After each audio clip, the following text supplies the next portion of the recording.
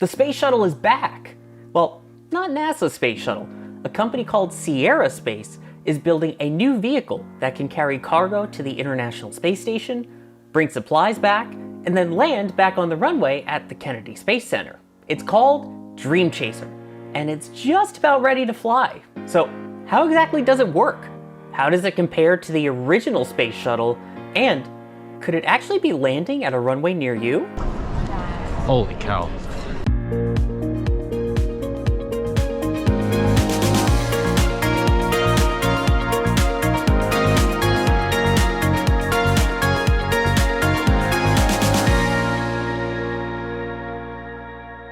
NSF got unique access to Dreamchaser throughout its test campaign, leading up to a launch on ULA's Vulcan rocket later this year. Let's start with a quick look at the vehicle itself. The 9-meter-long spaceplane can carry up to 5,500 kilograms to the ISS on its own, and even more with an extra cargo module known as Shooting Star. That nearly doubles the amount of supplies and science it can carry for a total of almost 10,000 kilograms. That's compared to 6,000 kilograms on SpaceX's Cargo Dragon V2, including inside storage and outside in the unpressurized trunk. It has 7-meter-long wings, but wait, they fold. It has to fold so it can fit inside the 5-meter fairing of Vulcan. So how about coming back down?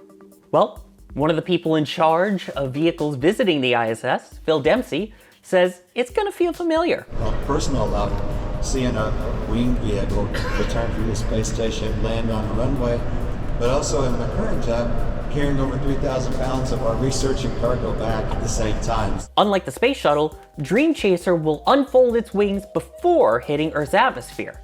The tiles on the outside protect it from temperatures of more than 1,600 degrees Celsius. So let's talk tiles, especially compared to the space shuttle.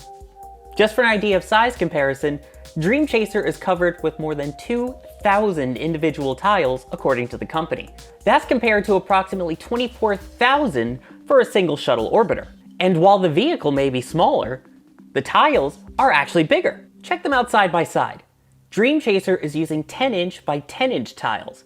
That's 4 more inches than, say, this one that I have here that didn't actually fly in space, or like the ones on, say, Endeavour, the best space shuttle that did actually fly to space. One thing they both share, they're still somewhat fragile.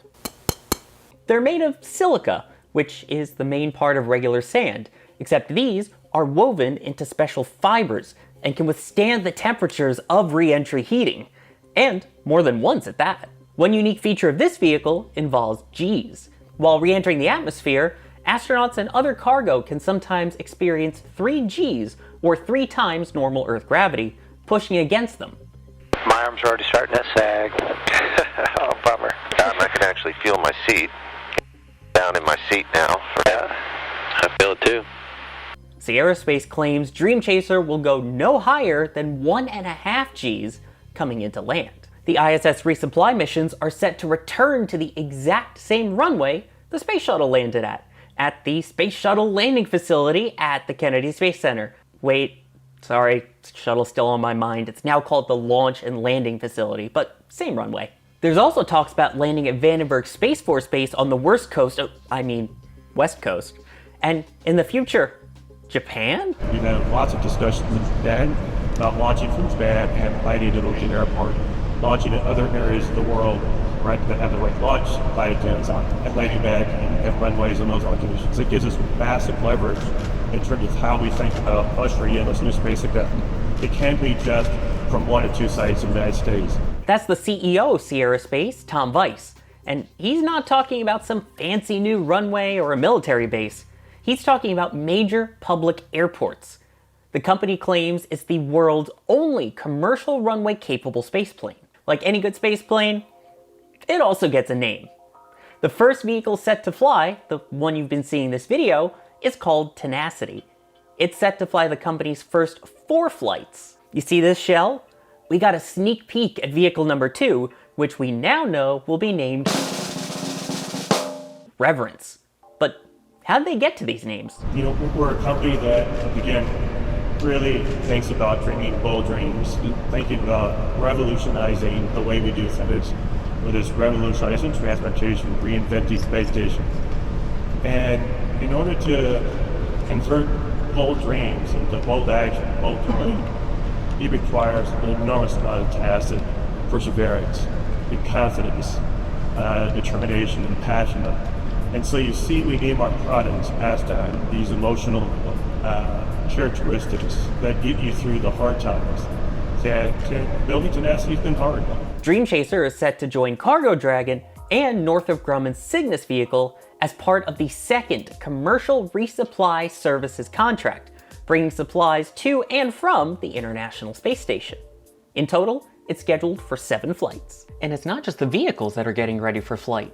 Astronauts that will be aboard the International Space Station when Dreamchaser docks have already practiced loading and unloading the vehicle. There's still a significant amount of work with this in the Sierra and Days team. We all know that, they know that, and NASA works closely with them all the time. Our teams and our engineering teams are working with them, really anticipating this first mission they shoot. Together, we've been training our astronauts already to look at what it's like to have a Dreamchaser on the ISS. We've been planning on drone operations, and we're doing that while our engineers are working side by side with the Sierra space team to go complete the final phase of the integration to test the readiness of this vehicle. Like a true mini space shuttle, Sierra Space has their eyes on a crew variant of Dreamchaser. While still likely years away, they're receiving some funding from NASA, and in 2019, even received some interest from the United Nations to be their go-to spaceplane. One key design feature missing as of now from the crew variant: windows. The expectation is that windows will be replaced with views from live cameras outside the vehicle, but as we've seen, designs can change over time. Would you fly in a spaceplane with no windows like that? Let me know your thoughts in the comments. For now, Tenacity just finished getting a literal shakedown in Ohio to make sure it can withstand launch and re-entry forces, and its next stop?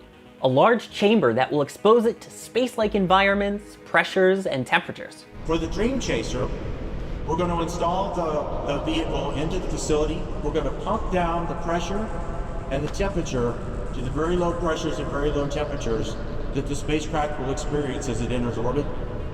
And then we're going to use a dynamic heating element to go around and simulate the heating environment that would be experienced by the spacecraft due to the sun, the solar heating while it's there on orbit. These tests, these ground tests, will allow us to reduce risk for the program and identify and resolve issues before launch. Assuming it passes, the next stop after that is the Kennedy Space Center to be placed atop Vulcan. As of this recording, launch is scheduled for the first half of 2024 for its first 45-day mission to the ISS.